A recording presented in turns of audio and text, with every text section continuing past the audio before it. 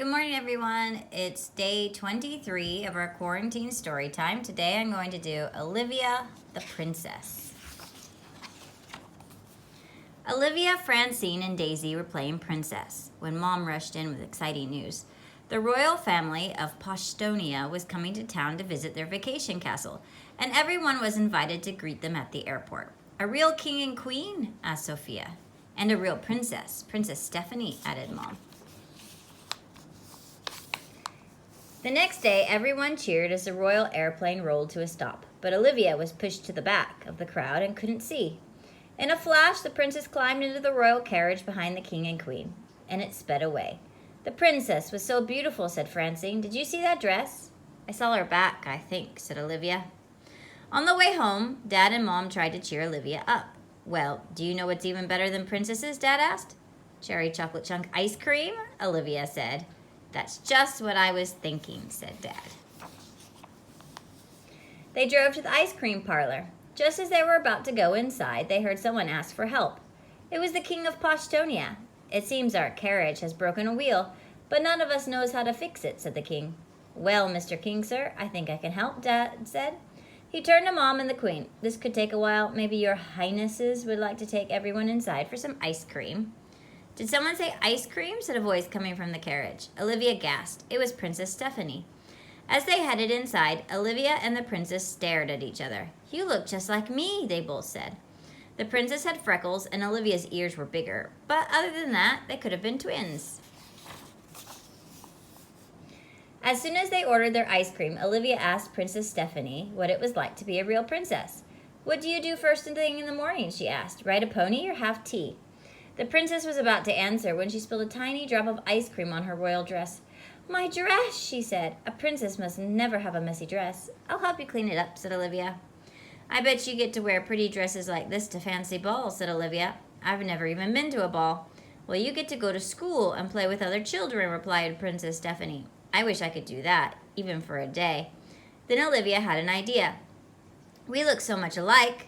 We should switch places for the day, she suggested. The princess was thinking the same thing. They quickly changed into each other's clothes and agreed to have their parents bring them back to the ice cream parlor the following night so they could switch back again. When it was time for everyone to go home, the king thanked Olivia's dad for helping him fix the carriage wheel. Getting my hands dirty was most thrilling, said the king. It's been a pleasure, your majesty, said Olivia's dad as he bowed. See you later, Olivia, Olivia said as she climbed into the royal carriage dressed in Princess Stephanie's purple gown. Ta-ta, Princess Stephanie, said Princess Stephanie as she climbed into Olivia's family's car, dressed in Olivia's red clothes. They were on their way. Olivia went to the castle to spend a day as a princess, and Princess Stephanie went to Olivia's house to spend a day as a regular girl. When they arrived at the castle, Olivia was in awe. There were turrets and towers and even a drawbridge. She rode Duchess, the pony, across the royal lawn, slid down the royal banister, and had a royal tea party. She even had her own butler. I wonder if Princess Stephanie is having as much fun as being me as I am being her, Olivia thought. Back at Olivia's house, Princess Stephanie played fetch with Perry and banged on the drums. Look at me, I'm getting dirty and making noise, she said. How marvelous. When Olivia's family sat down for dinner, Princess Stephanie asked if they would be having pheasant on a silver platter. Mom laughed and set down a paper plate with a sandwich on it. A sandwich on a paper plate, said Princess Stephanie with a big smile. How delightful. After a long day, it was time for Olivia and Princess Stephanie to go to bed. They both missed their real parents very much, but they knew they would be back home soon. At the castle the next morning, the queen announced that they had to return home to Postonia sooner than planned. But we have to go to the ice cream parlor tonight after dinner, said Olivia. If they couldn't go to the ice cream parlor as planned, Olivia needed to find a way to get Princess Stephanie back to the castle so they could switch places again. Let's have a going away party before we leave, she said. We could invite that nice girl from the ice cream parlor and her whole class too. The queen agreed and sent the royal butler to deliver invitation to Olivia's classmates and their families. Before long, the guests arrived and the going away party was in full swing. Olivia was happy to see her friends, but it wasn't very much fun because they thought she was Princess Stephanie. She was ready to be Olivia again. When the clock struck 4, the king and queen announced that it was time to go home to Postonia, but Olivia's family hadn't arrived yet. Olivia knew that if she didn't speak now, she'd have to go back to Postonia with the royal family. There's something I have to tell you, she said. I'm Olivia, not Princess Stephanie. We switched places. Look, I have bigger ears and no freckles, and I'm wearing red and white stockings.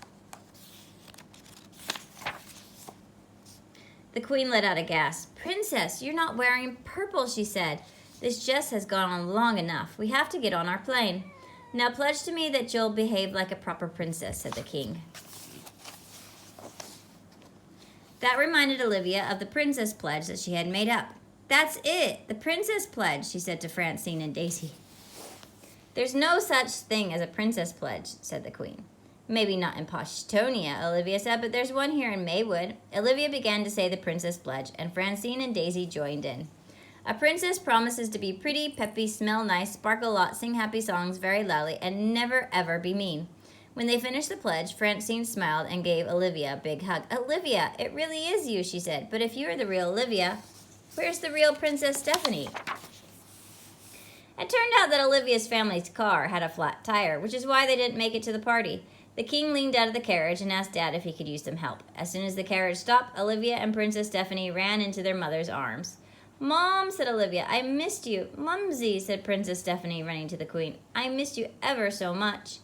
Olivia's mom was confused. Then the queen explained that the girls had switched places for a day, and it all made sense. Before long, it was time for Olivia and Princess Stephanie to say goodbye. I had so much fun being you, Princess Stephanie said to Olivia. And it was really fun pretending to be you, said Olivia. Let's be friends forever. That night at bedtime, the real Princess Stephanie told the queen all about her amazing day. I played with the dog, and I ate a sandwich on a paper plate, she said. At Olivia's house, the real Olivia told her mom all about her time at the castle. I rode a pony and had a tea party and even wore purple pajamas, she said.